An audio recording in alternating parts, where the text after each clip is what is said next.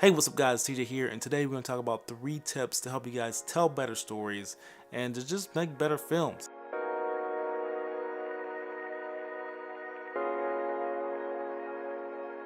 So a couple things have been going on with me lately, and you can keep up with that stuff on my Instagram at TJ Davidson Films. It's in the link in the description box below. You can keep up with me and what I'm doing at all times. Sometimes I send updates, sometimes I send little sneak peeks and behind the scenes of shoots that I'm doing, so you might want to check that out. If I'm not posting up here, I am posting over there. Hopefully you'll see more videos on this channel more often, and I want to get more camera hacks out for you guys, so I'm trying to find the time to do that.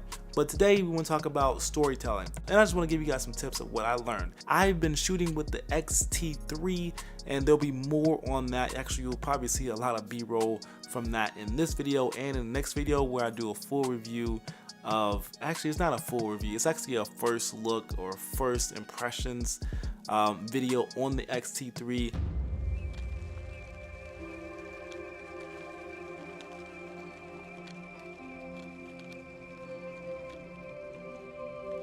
I feel like as a creator, I just really try to focus on what I enjoy the most.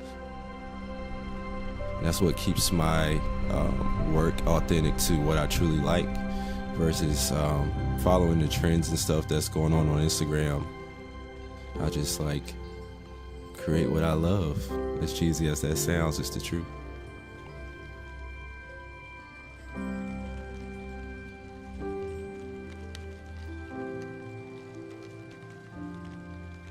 I shot this quick story that we're going to talk about today on the X-T3, and I'm very impressed, and you'll hear my thoughts on the X-T3 in a later video. But let's get into the tips. The first tip is to make sure you choose a location that matches your story. Now, location is not everything, but usually it will increase your production value and help out your films a lot. So one thing you can do is to choose a location that matches whatever story you're trying to tell.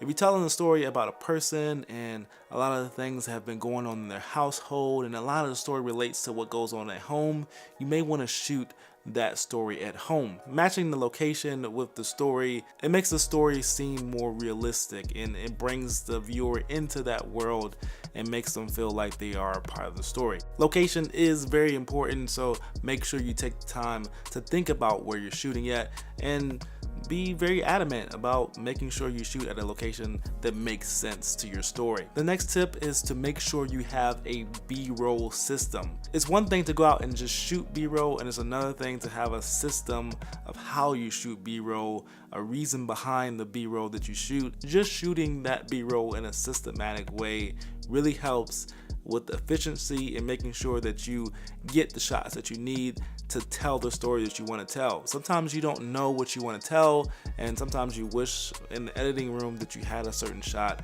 that you didn't get. For me, my system is I want to make sure I get close shots, medium shots, and wide shots. My wide shots make sure that the viewers can see the location in its biggest view. They want to see where we are in the woods. They don't want to just see that there's trees, they want to see how many trees. And that gives the viewer a bigger view of what the scene is. I want medium shots because it brings the viewer in a little bit closer, and I want tight shots because it gets a little bit more intimate and also gives a little bit more detail of the textures and things that are in the shot that kind of make things feel more real. A lot of times I like to shoot things like the trees or just the little details of the scenery like leaves and things like that. Make the scenery feel real and feel more alive to the viewer. And not only do I want to get those different shots, I want to get a certain number of those different shots. So I want to get 5 medium shots, I want to get 5 tight shots, and I want to get 5 wide shots. And to me,